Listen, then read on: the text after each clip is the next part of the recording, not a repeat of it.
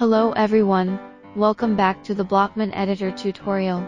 In these videos, we will give you a complete introduction to the Blockman editor. In this video, we will introduce the editor's lighting system.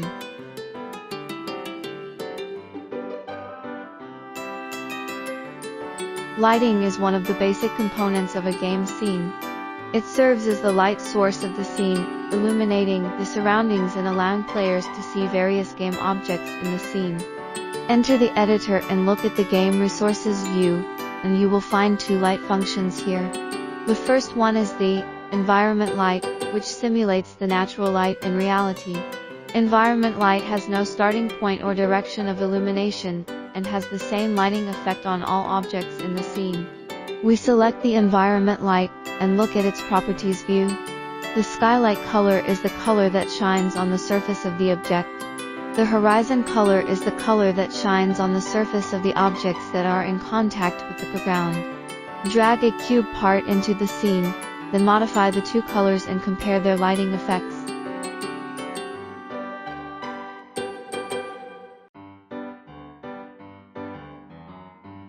The brightness is the intensity of the light, and the default value is 1.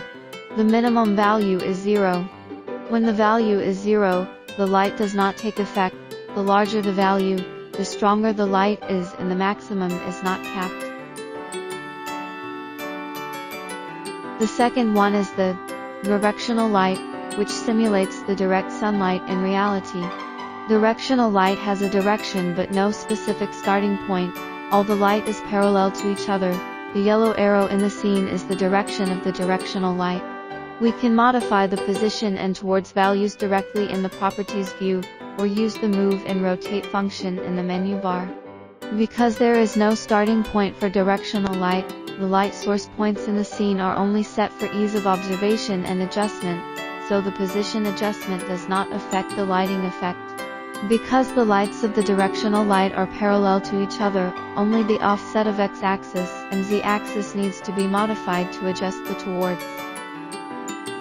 The default brightness of the directional light is 0.6, the default color is white. Let's adjust it and see the results.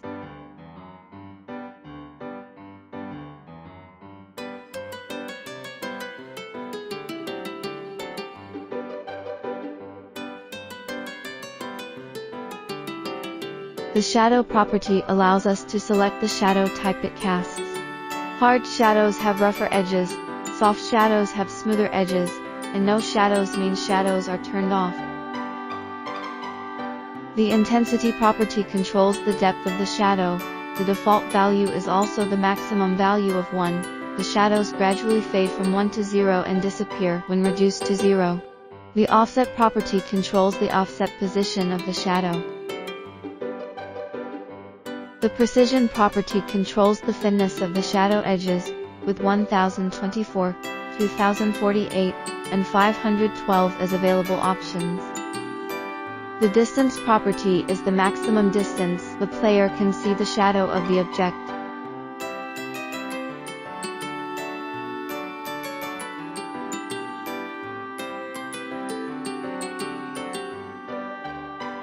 In addition to the two lights that come with the map by default, we can also add other lights we need to the scene.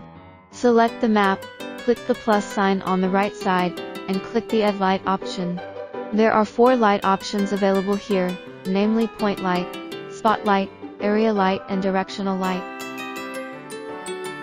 If you added the wrong one, you can switch to another light in light type. A point light is like a spherical bulb, centered on its own position and emitting light in all directions. The center of the point light source has the highest brightness. The further out it goes, the lower the brightness. The color property is the same as adjusting the color of the light. Let's modify it to see the result.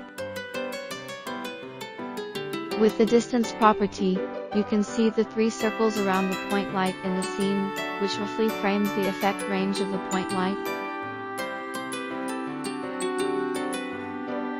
The enable property is a switch. The light will only take effect after this is checked. Next, let's look at the spotlight, Its light is similar to flashlights and spotlights on stage, in the shape of a cone. The top point of the cone is the light source point, with the highest brightness. The further out from here, the lower the brightness. The range property corresponds to the length of the axis of the cone. The angle property is the angle between the side and the axis, ranging from 1 to 179 degrees. Adjusting the towards of the spotlight only requires you to adjust the offset of x-axis and z-axis. The third one is the area light, which can selectively illuminate an area. The light source of the area light is a rectangular plate, and the area of effect is a quadrilateral shape. The light source size is controlled by the length and width. Similarly, the brightness also decreases the further out it goes. The range attribute corresponds to the height of the quadrangle. The angle property is the spread angle of the four edges, ranging from 1 to 89 degrees. The towards property can only be adjusted for x-axis and z-axis. The last one is the directional light, and it is the same as the directional light of the map we introduced before, so we won't go into details here again. We can create lights directly in the map, or we can add them to parts and mesh models. Note that only one spotlight, area light and directional light can exist in a map at the same time. If more than one is created, the previously created one will be invalid. And the number of point lights is limited to 4.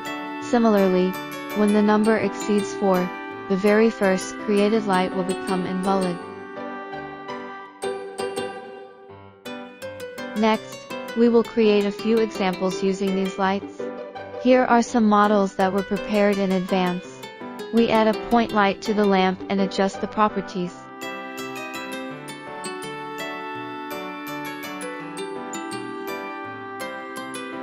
Add a spotlight to the flashlight and adjust the properties.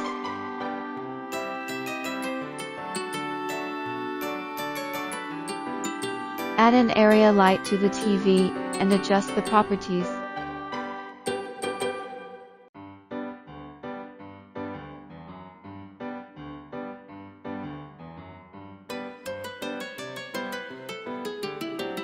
This creates several light-emitting objects. Let's run the game and see how they look.